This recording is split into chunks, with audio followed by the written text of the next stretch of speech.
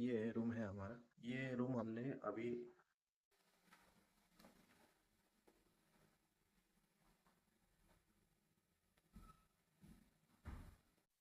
तो इस वीडियो को कंटिन्यू करते हुए मैं आपको ये बताता हूँ कि अगर आपको होटल मिलेगा अगर एयरलाइन की तरफ से तो होटल काफ़ी अच्छा देगा। अगर जैसा आपने एयरलाइन बुक किया है, जैसा आप पे करते हो एयरलाइन को,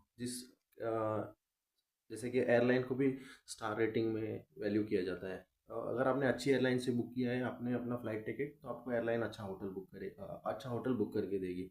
ठीक है। तो कभी कभी होता है इसमें आपको बोलेगी कि शेयरिंग में आप रहोगे क्या। ठीक है, तो आप हो सके तो बोलो कि नहीं, मुझे शेयरिंग में नहीं चाहिए, मुझे पर्सनल में चाहिए। मीन्स मैं अकेला सिंगल ऑक्यूपेंट हूँ, सिंगल मेरे को ऑक्यूपेंसी चाहिए। ठीक है। तो मैं आपको एक बार दिखा देता हूँ कि ये आपको जब कमरा मिलेगा तो कैसा होगा।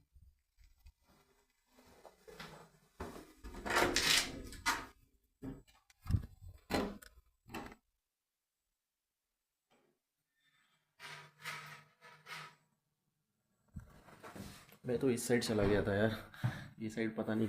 मैंने फिर किसी को पूछा तो मुझे पता चला कि वो अपार्टमेंट्स है। जैसे कि आपको मैंने ये साइड जो दिखाया, ये साइड ये कनेक्टेड है। जैसे कि ये साइड भी कुछ ना कुछ है, लेकिन क्या है मुझे भी नहीं पता। तब मैं गलती से वो साइड चला गया तो मुझे किसी ने बोला कि ये सब लाइन से अपार्टमेंट है और ये होटल है। तो हो सकता है कि दो बिल्डिंग को जॉइंट किया हो ताकि उनका स्पेस बचे, और उन्होंने कुछ तो ऐसा प्लान किया होगा, पता नहीं। तो ये है कॉरिडोर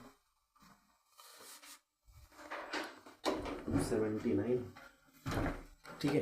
तो जैसे कि हमारे यहाँ पे क्या होता है कि हम जब हमारे इंडिया में तो ये सिस्टम होता नहीं है कि क्लिक करो, तो अगर किसी को पता नहीं है तो उसे काम आ जाएगा। ये आपका की होता है। ठीक है, ये की यहाँ से निकाला आपने, अगर ये की को यहाँ लगाया, जैसे कि आप जब आओगे तो आपको ये दरवाज़ा बंद होगा, तो आप इसे ऐसा स्कैन कर दो, तो ये अभी बंद हो गया क्योंकि मैंने स्कैन कर दिया ना। तो उनको ऐसा लग रहा है कि ये बंदा जा रहा है, मीन्स ये सिस्टम ऐसा है कि ये समझेगा कि मैं जा रहा हूँ। फिर से मैंने अभी स्कैन कर दिया, ठीक है। तो ये अभी मैं ऑन कर रहा हूँ, तो ये इस कंडीशन में था जब मैं आया था अंदर। तो मुझे ये कार्ड को यहाँ डालना पड़ेगा, स्पेस होता है थोड़ा सा आगे। ठीक है, तो ये अंदर डालोगे, सब लाइट चालू हो जाएगा। सब लाइट इन द सेंस आपको कोई कोई लाइट मैनुअली चालू करना पड़ता है, जैसे बाथरूम का हो गया। अब ये मैनुअली चलता है, लेकिन अगर ये मैं निकाल दूंगा अभी नहीं चले, अभी ये बंद नहीं होगा। लेकिन अगर मैं उधर स्कैन कर दूंगा तो ये कार्ड ऐसा समझेगा कि मैं जा रहा हूँ बाहर, तो ये बंद कर देगा पूरा लाइट ऑटोमेटिकली। ठीक है। तो कोई कोई लाइट आपको ऑटोमेटिकली चालू होगा, कोई कोई लाइट आपको खुद से ही, जैसे कि ये देखो, ये ऑटोमेटिक चालू नहीं होगा, ये आपको क्यों भाई। ठीक है, तो ऑटोमेटिक ये चालू नहीं होगा। सेंस करता होगा मेरे ख्याल से ये, क्योंकि मैंने इसे काफ़ी देर के लिए निकाल दिया ना। तो इसे कि आपको कोई काम तो होगा नहीं इसकी का, आपको एक बार आप अंदर आ जाते हो तो कोई काम नहीं होता है। इसे अंदर डाल के रख दो ताकि ये लाइट ऑन रहे ऑटोमेटिक, वरना ये ऑफ हो जाता है कुछ ही सेकेंड में। तो यहाँ पे आपको देखो सिस्टम अच्छा है, बैठ के नहाने का सिस्टम है यहाँ पे। कोई ओल्ड होगा, किसी को कुछ रहता है ना कि डिसेबिलिटी है या मोबिलिटी इशू है, तो उनके लिए लगता है बनाया होगा। अभी मैंने तो यूज़ नहीं किया। ये बैठ के नहाने वाला सिस्टम होगा, पता नहीं कैसा है। बाकी काफ़ी अच्छे से आपको ये देखने मिलेगा। ठीक है, तो बंद करो।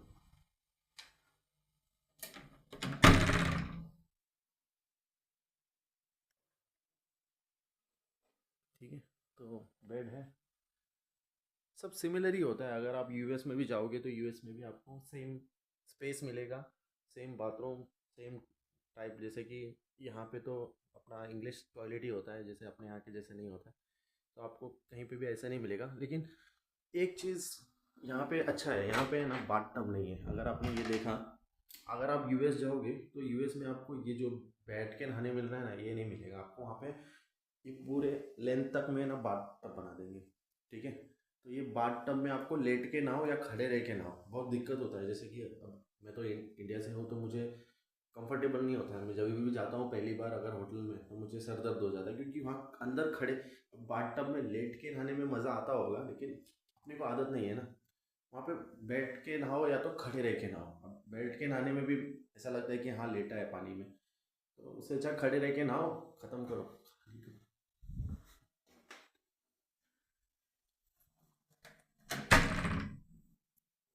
लाइट बंद कर दो। तो ये भी आपको ऑटोमेटिक चालू नहीं होगा। अगर आप की निकाल दोगे तो आपको ये लाइट इस बटन से ही चालू करना है, इस बटन से ही ऑफ करना है।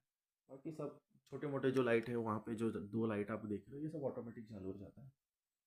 तो ऐसा है, सेटिंग अरेंजमेंट है। आपको अगर कुछ पढ़ना है तो आपको ये सीट मिल जाएगा। बाकी ठीक है, काफ़ी अच्छा रूम होता है। देखो,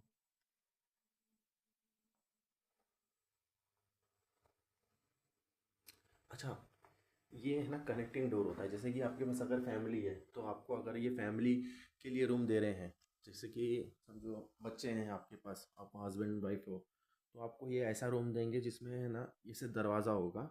तो बच्चे उस रूम में सोएंगे बेड पे, और आप और वाइफ आपके इस रूम में सोएंगे। तो आपको ऐसा नहीं करेंगे कि आपको बार बार कमरा से मेन डोर ओपन करो, मेन डोर ओपन करने के बाद वो साइड के मेन डोर पे जाओ और फिर ओपन करो, ऐसा नहीं होगा। आपको ये मिडल डोर मिलेगा, जिससे दोनों ही कमरे जॉइंट होते हैं। लेकिन इसका जो ओपनिंग होता है वो वन साइड होगा। तो वन साइड से ये लॉक करके रखते हैं, ताकि अंदर बाहर पास ना करे। अगर सिंगल ऑक्यूपेंसी को दे रहे हैं, अगर फैमिली को दे रहे हैं, तो वो ओपन कर देते हैं। ओपन करके आपके ऊपर है, आपको लॉक करना है या नहीं लॉक करना है, ऐसा रहता है।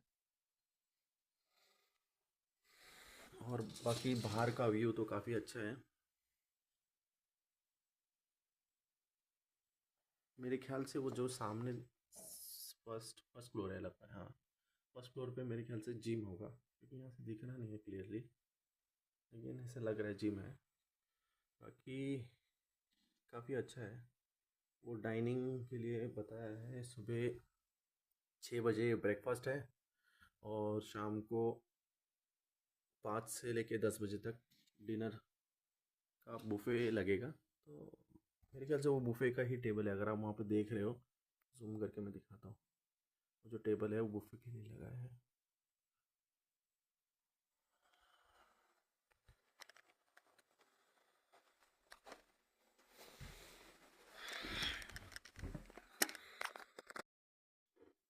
तो जैसे कि मैंने आपको ये कमरा दिखाया, ये कमरा आपको एयरलाइन से मिल जाएगा। ठीक है, आप एयरलाइन से बात कर लो, आपको ये कमरा दे देंगे। आपको बताएंगे कि आपको कितने घंटे के लिए कमरा मिला है। ठीक है, तो अभी मेन चीज़ मैं आपको बताता हूँ। ठीक है, तो आपको खाने के लिए यहाँ पे वाउचर मिलेगा। वाउचर कैसे मिलेगा, मैं आपको दिखा देता हूँ।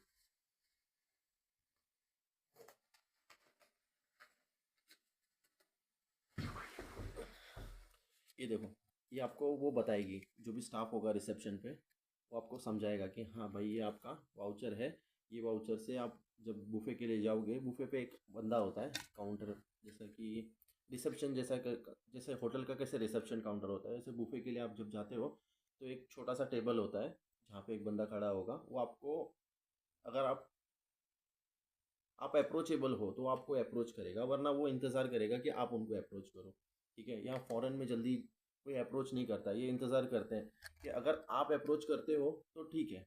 अगर उनको ऐसा लगा कि हाँ ये अप्रोच नहीं करेगा, तो ही उनको ऐसा एक स्टेज पे लगता है कि हाँ ठीक है, इसको अप्रोच करना ही पड़ेगा, इसे कुछ पता नहीं है, तो वो आपको अप्रोच करना आएगा सामने से।